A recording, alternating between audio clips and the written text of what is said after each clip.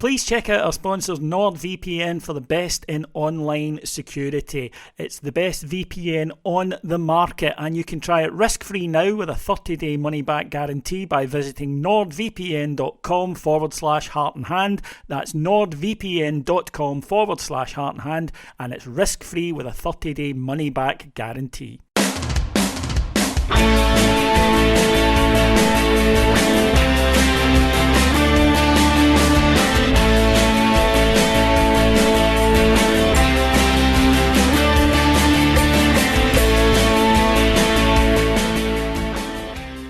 Hello everyone and welcome to Heart and Hand, the Rangers podcast. My name is David Edgar and as always I am your host, and I'm joined this week to go over the Alloa match and then look ahead to Bruges by James Forrest. Hello James. Hi David, nice to speak to you. Yes, nice to have you here. Now, we're entering an enormous 2 weeks, it feels like. We start off, of course, against Bruges, then we travel to Paisley to take on St Mirren at the weekend, Bruges in the return leg, and then the first Old Firm match of the season, and then we'll be into the international break. Now, it kind of feels like a make-or-break period for Russell Martin, James, but maybe more with us as a support than with the owners, who clearly are going to, I think, maybe be prepared to invest more time in it than we are. But there's no doubt that this could alter the mood dramatically one way or the other. Yeah, I think you see a lot of noise from, particularly online, where there's a lot of fans who have very much made their mind up on Russell Martin already. I think in a lot of instances, these would be people that very much didn't want Russell Martin in the door in the first place. And it's a phrase that you have used quite often, and sometimes in a positive sense as well, David, in terms of that confirmation bias. And I think that's maybe what you're seeing, because it's not been a positive start to the season in terms of what we've seen on the park. There's been some very good results in Europe in terms of getting to this stage. The fact that we're facing Club Brugge in a Champions League playoff tie is a really good way to start things off, but it has been very poor domestically, and fans are also basing that off of what we're seeing on the park, where there's a lot more examples of things that are not working as opposed to are. But I think a lot of that is down to the fact that it's such a big transition that this is the sort of thing that will take time. But I think a lot of fans were expecting it to be looking a lot better than what it has been. And I don't think that that's unreasonable to say that, but I think there's maybe a middle ground in terms of, is it then to the point where you say, well, it's clearly not working, we've got to make a change now. I don't necessarily buy into that, but if it's the worst case scenario over these next 4 games leading up to that international break, then I think it will be very, very difficult for Russell Martin and co to change the minds of people that already look as though they feel that this is a mistake in their eyes.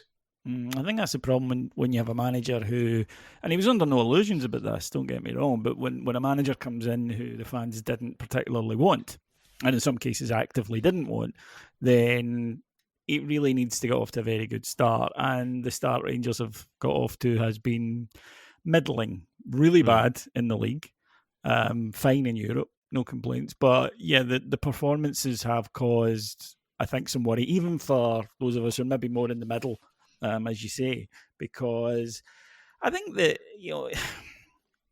I know it's not as binary as this, but you do sort of expect to see improvement game by game as people get used to their teammates and the system. We haven't really seen that. And Saturday's match against Alloa is a difficult one to use in any way, I think, as an example. So we kind of have to take it on its own, because he did make a lot of changes to the team that had played the previous week. There were a lot of what we might call squad players came in.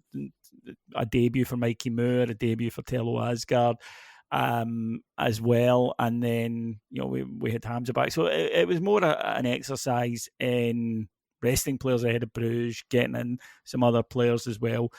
Manny Fernandez come in for a debut, and you wouldn't expect to see Bajrami and Dowell play as starters, and when everyone's fit. I think that's fair to say. It was, see if you take away the two Alloa goals, and we're not going to, by the way, in case anyone thinks we're just going to dismiss them, I assure you we're not. I've been having nightmares about that first one for a few days. If you take it away, it was pretty much standard for these games, kind of what it should be. Rangers with a team of guys who are an unfamiliar lineup, James. They go out, they win 4-0. It's kind of straightforward. You wish there'd been some more goals, but overall it's perfectly fine. It's never in any jeopardy, never in any danger. That's generally what you get in the early rounds of the Cup. That's what it should be. But Rangers at the back continue to look disorganised. And I think when that happens, the fans are already slightly on edge because they are waiting. I think we saw a good example of that last season with Jack Butland. And there's an edge in any time a team comes forward. But let's start then, with the critical stuff. The first goal Alloa scored is up there with the worst I've seen Rangers concede, and I don't do hyperbole if I can avoid it. But I genuinely can't think of many because there were so many mistakes, like 6 or 7, and not minor mistakes, not I'm out of position or he didn't quite go with the right body. No, just everything that was possible to do badly, Rangers did, and of course it ends up with being kicked into the net of one of our own players. And I think when you concede a goal like that, you do have to look at it and think, right, is this a structural thing or are they all just really that lackadaisical? The ball's in the 6-yard box for a stupid amount of time as well. And when you watch it back, the two biggest points of failure for me, and that is, first of all, the Alloa player going down the right-hand side. It's so easy for him because Bailey Rice is just so not used to being in that position. What you need to be as a player, I think, for a Russell Martin team in that position is to bust a gut constantly. And Bailey Rice is I can speak from a point of view of I've been able to see him play a lot, certainly at the youth level, and I've kind of got more of an idea in terms of the sort of player that I think he is. And we very quickly tried to change that, I think, and it's maybe a discussion for later on in terms of what we've done in the majority of cases in terms of youth players. He's never played left back in his puff. He's not going to be a left back. He was put in there because we don't really, up until yesterday with the Magoma deal, we don't really have a recognised left back that's in the frame in the picture at the moment. Provided transfers go through that we expect to go through, and he's just put in there because he's left-footed. When the lineup came out, I think so many people were looking at so many different ways in which it could be set up. I don't think there was anyone that I saw that would turn around and say, "Oh, maybe he puts Bailey Rice at left back," because we've never seen it. We've never seen that before, and I think that goal, it shows why he's never been there and why he shouldn't be there. There's also just no urgency in both central defenders to deal with it. It's very lackadaisical. It's very, looking to others to deal with it, not taking ownership of the situation. Lack of leadership among the back line. And there's me saying that word that has been used for so long in terms of this Rangers team, particularly at the back, where we're just lacking something that so many other teams do have. A voice, someone that's taken ownership, a leader. And you get that stupid goal. It's an equaliser. It's 1-1. And when I turn to my dad after that goes in, and I turn and I see other fans, there's a resignation of, well, there we go. We knew some nonsense was going to happen, and it does happen. And it's just it's not a good place to be for a fan base to be thinking that already, particularly with the defensive issues. It's something that fans have called for so long. We know exactly the type of profile of player that we need, and it seems really strange that there's not even a whiff of that potentially coming in. We're able to react really quickly. Yeah, experienced centre half, ideally someone that plays predominantly off the left hand side. We're able to react really quickly when we look as though we're selling Jeffy in terms of the player that we replace there. I'm really surprised that we don't seem to have that same level of urgency. And listen, we don't know what the recruitment strategy is right now. The club has been very tight-lipped on it, as they should be. But fans look at that and say, well, what are we doing about this? Because we can all see it. Is it a case that the club just think, oh no, it's not as bad an issue as that? I'd be very, very worried if that was the case. I can't believe that that is how they feel about it, because surely not.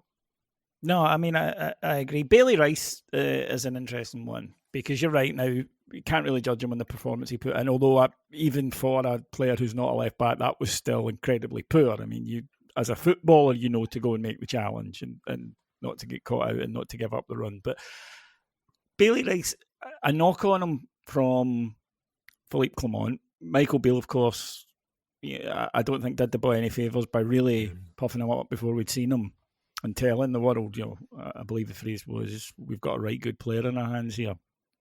And that added pressure to him. But Philippe Clement, Barry Ferguson, both said that the problem with Bailey, and this is not just incidentally with Bailey Rice, this is a problem that Rangers have had with players coming out of their academy. So I think it speaks to a coaching issue, which is they're great on the ball, but they don't do the work off it. They don't. And with Bailey Rice, I think, is probably one of the most extreme examples of that. When he has the ball, he's fine. He played a couple of cracking passes there. He's a terrific passer of the ball, but he just does not do any of the off-the-ball work at all. And I don't think that's deliberate. I think he just doesn't realise he has to. And there's talk of him going out on loan, which would be good. But if you go even to a Motherwell or a Livingston or even a championship club, they don't carry they can't carry passengers. People have to do the running, they have to do the closing, they have to be part of a press. They've got to make sure that they track the runners. So if he goes there and he does that, James, he's not going to play there either.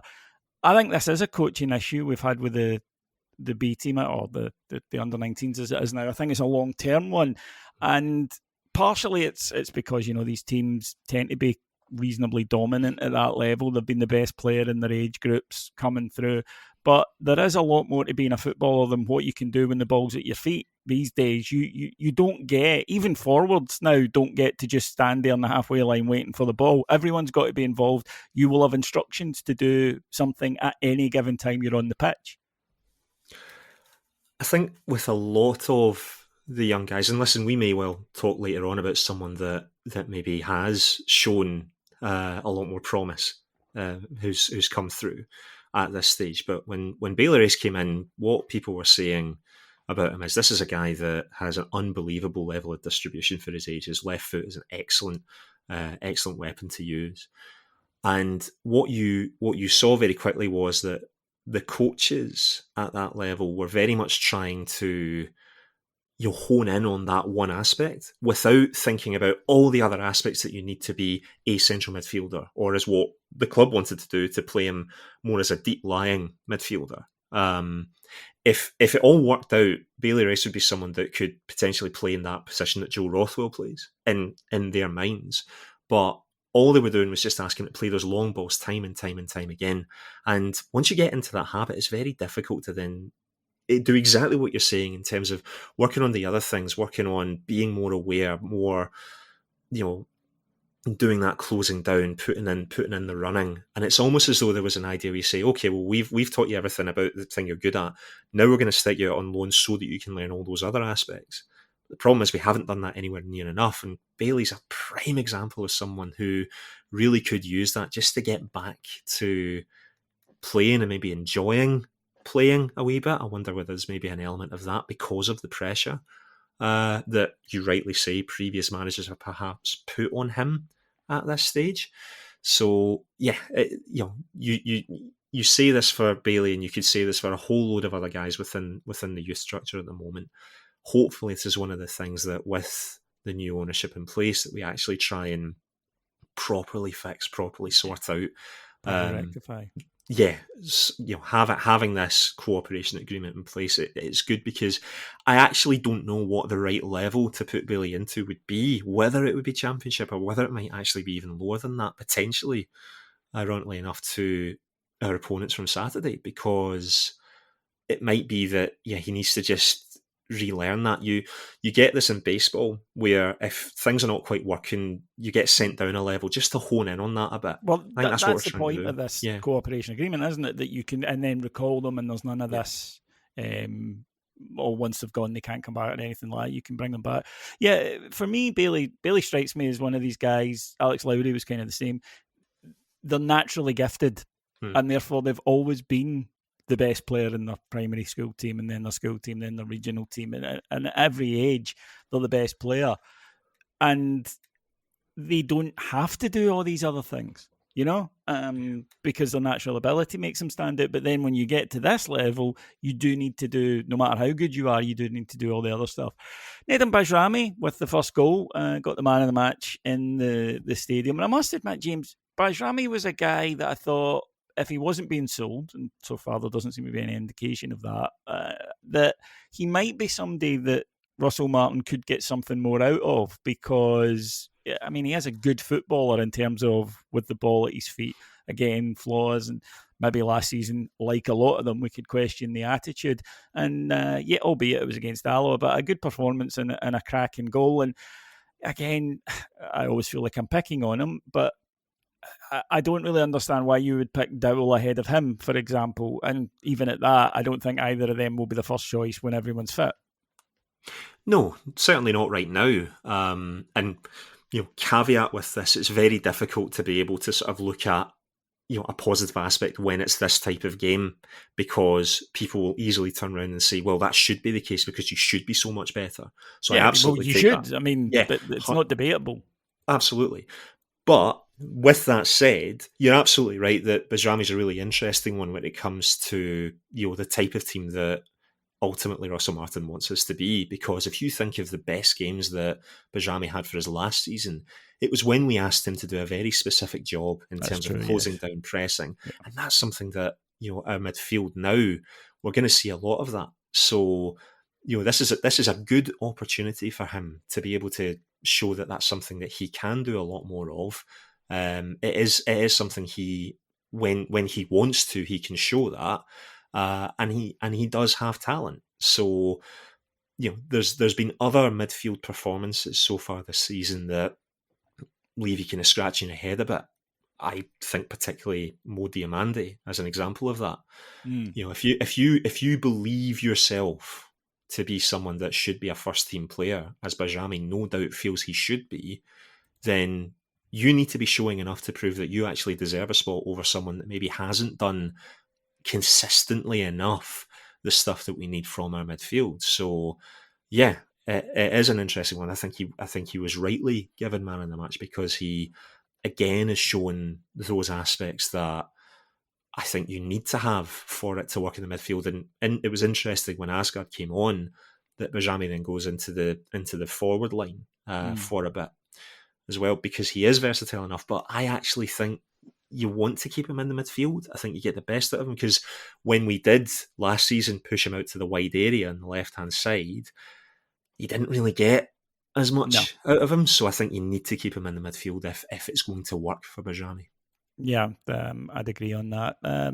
Second goal was maybe something that we'll get more of. We were told by Peter fans that Fernandez is good at attacking set pieces, and we saw that. He's a big boy. Good delivery by Joe Rothwell, and he got on the end of it. Joe Rothwell, James, neat and tidy player, but I think I was expecting a bit more. I watched him a fair bit at Leeds last season, but he was playing further forward. I'm not convinced he's a number 6. I think he's playing there right now because Russell Martin knows that Rothwell kind of gets what the assignment is. But yeah, I think if you want to get the absolute best out of Joe Rothwell, I think playing him a bit further up, he is going to be more dangerous, because he's someone that I think he's got a good shot on him. I've seen, and this is again from watching some games like I know you have as well from last season when he was at Leeds. He's a very good shooter. I know that's a really basic way of saying it, but I think he's someone that can get goals from distance. But I don't think that's something that is overly encouraged in terms of what that number 6 role is. It's very much, receive the ball, look quickly, play it back, keep that ball moving. And when you're asked to do that, as much as that is, you look at the warm-up for games in Rothwell, after the team do their kind of initial kind of sort of physical warm up, he's there on his own because he's got a very specific assignment. And yeah, it's maybe doing it because there's a trust in Rothwell, which I completely understand from the head coach, but I think you maybe miss out on some other aspects that he could possibly be quite dangerous in. And it's interesting that he continues more often than not to do that when there is another player in this team who maybe is a more natural number 6, but maybe because they're not as used to what that specific assignment is, there's maybe not quite that trust there yet, which is a shame because of the talent that Nico Raskin has. Yeah, and on that, there were some rumours kicking about that Nico Raskin had put in a transfer request. That isn't true. Not at all true. And we unfortunately we live in an era where people sit and make things up, put them out on WhatsApp, and they get shared, and suddenly they become a thing. But can I ask as well? Just what's it on my mind because we're talking about that second goal in terms of Fernandes. You're right. He's good header. You would expect that because of how tall he is. Yeah, he's someone that concerns me a wee bit. And that's because I think his style of defending seems to kind of fly in the face a bit of what the demands of the team are in terms of that high intensity. I think he goes about things in a very kind of... It looks quite relaxed to me. And that's...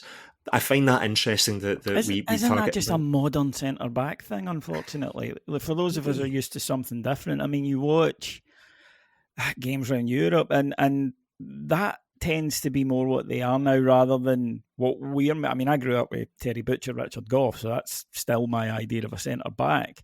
But you used the word though, James. I think there's a bigger issue here than just Fernandes.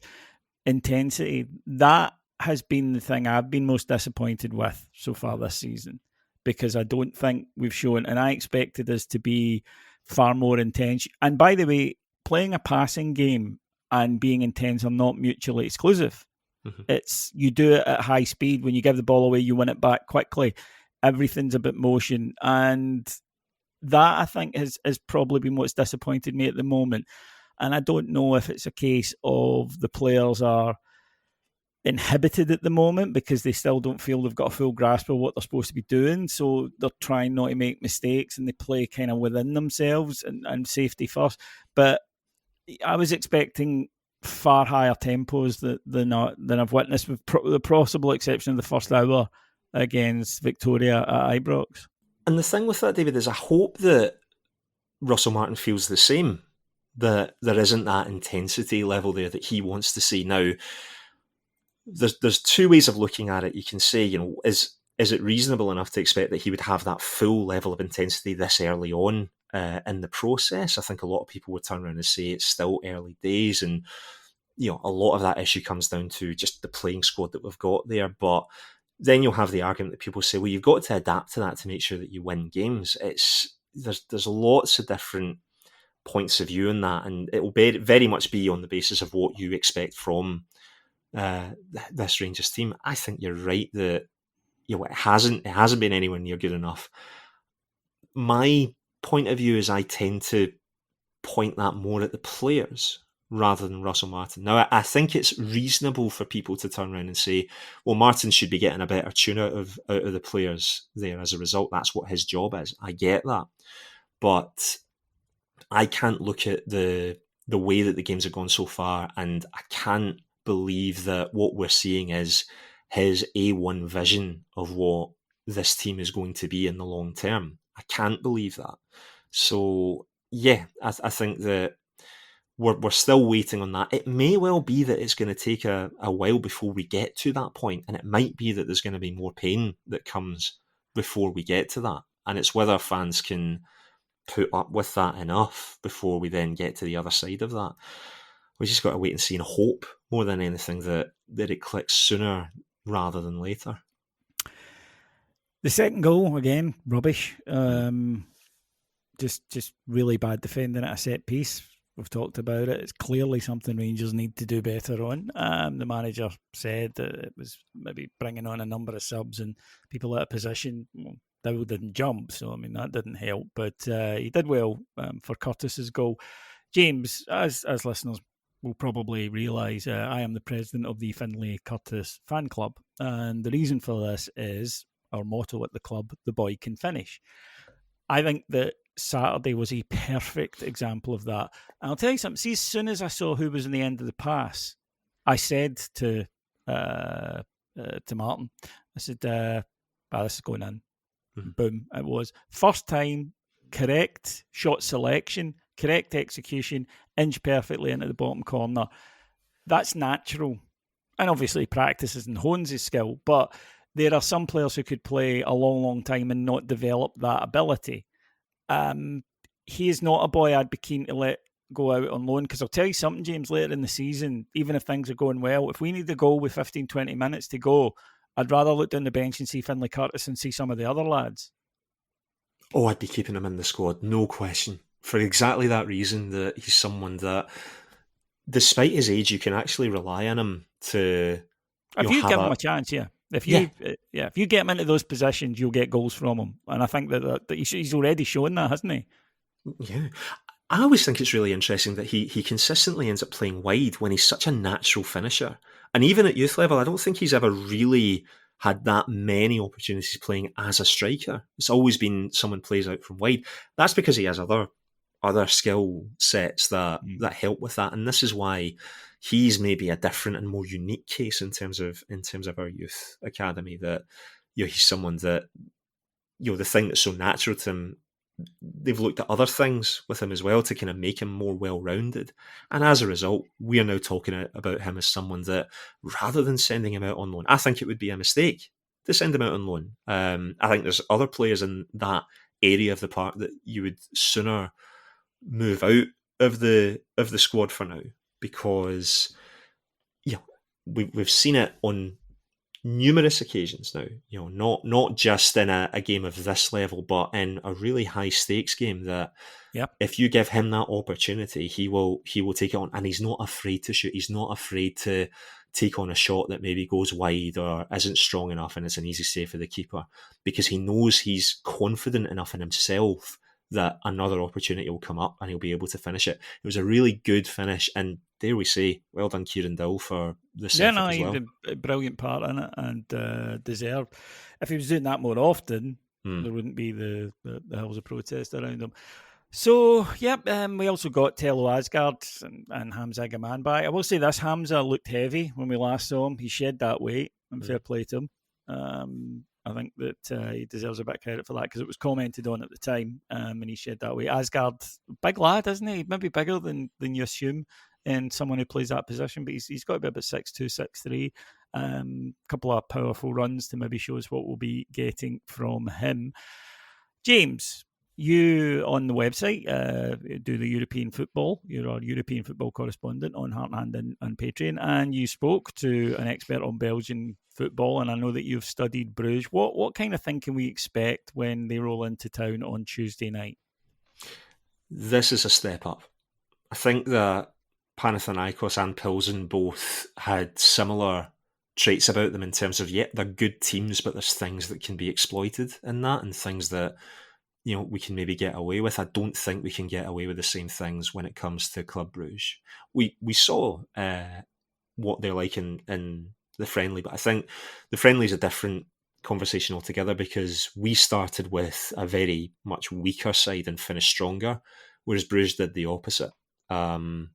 They've got some very strong players in there. The manager is someone that is interesting, because his preferred setup right now, it is quite fluid in terms of going between a back three and a back four, and that can change in game depending on the scenario. And I can hear a lot of fans turning and saying, what have we done to not deserve a manager that is capable of being able to do that? They'll either go with a back three, or the right-sided centre-back will push out to right back, and the left-sided player will then drop deeper. I think they've got a really talented midfield. They've got depth in there as well. There's maybe a bigger name that might not make it into the starting lineup just because of the numbers that they've got. I probably, if I was to make a guess at who might not feature, I'd probably say Vettelsen. Right. in terms of when you're talking about the central midfield. He's someone I quite like the look of. I'd looked at him when he was at Bodø Glimt. He was one of those guys that was very much part of that really strong Bodø Glimt side.